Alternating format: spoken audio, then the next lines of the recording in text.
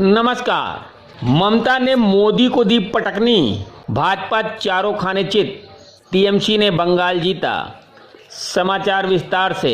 Corona महामारी के बीच 4 राज्यों और 1 केंद्र शासित प्रदेश के विधानसभा चुनावों में सबसे ज्यादा सुर्खियों में रहे पश्चिम बंगाल चुनाव में मुख्यमंत्री और तृणमूल कांग्रेस की अध्यक्ष ममता बनर्जी हैट्रिक बनाने में कामयाब हो गईं, लेकिन अपनी सीट नंदीग्राम से हार गईं। भारतीय जनता पार्टी सारी ताकत झोंकने के बाद भी पिछली विधानसभा की 3 सीटों से 77 पर ही पहुंच पाई है। कोविड प्रोटोकॉल के चलते धीमी गति से हो रही मतगणना के कारण देर रात आए परिणामों के बीच पश्चिम बंगाल में ममता बनर्जी को अपने बागी शुभेंदु अधिकारी से नंदीग्राम सीट पर आखिरकार शिकस्त खानी पड़ी, लेकिन 216 सीटों के रुझानों जीत के बाद तृणमूल कांग्रेस ने तमाम कयासों पर विराम लगाते हुए विशाल बहुमत हासिल कर लिया। आपको बता दें, दीदी का जादू कायम है। पश्चिम बंगाल में सत्ता हासिल करने के लिए भाजपा ने सारी ताकत झोंक दी। इसके बावजूद सत्तारूढ़ ममता बनर्जी पिछले चुनाव से भी बेहतर प्रदर्शन करने में कामयाब रहीं।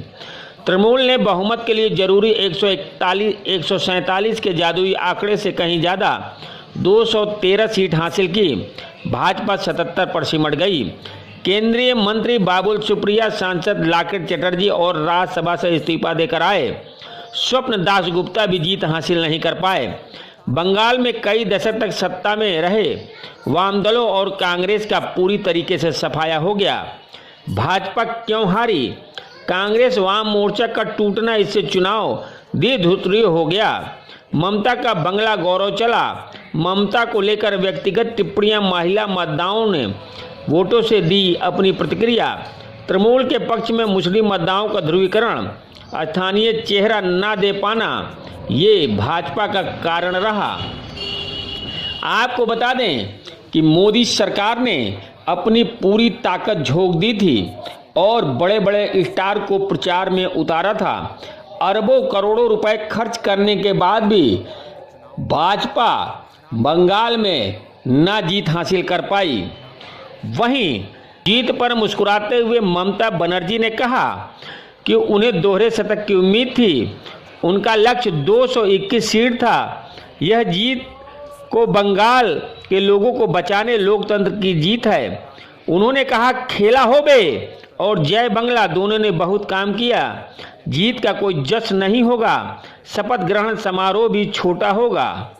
नंदीग्राम पर उन्होंने कहा, नंदीग्राम की चिंता मत करो, वहां के लोग जो भी जनादेश देंगे मैंने उसे स्वीकार कर लिया है। भाजपा चुनाव हार गई। उन्होंने गंदी राजनीति को हमें चुनाव आयोग के डर का सामना करना पड़ा। कोरोना पर उन्होंने कहा कि कोरोना पर अब हमें कोविड के साथ लड़ना है, उससे जीतना है। हम सारी तकलीफ को संभालेंगे। बंगाल के हर व्यक्ति को मुफ्त टीका मिलेगा। प्रधानमंत्री से आग्रह है कि हमें मुफ्त टीका दें। ऐसा ना हुआ तो गांधी प्रतिमा के सामने बैठूंगी, देश भर के लिए मुफ्त टीके की मांग करूंगी।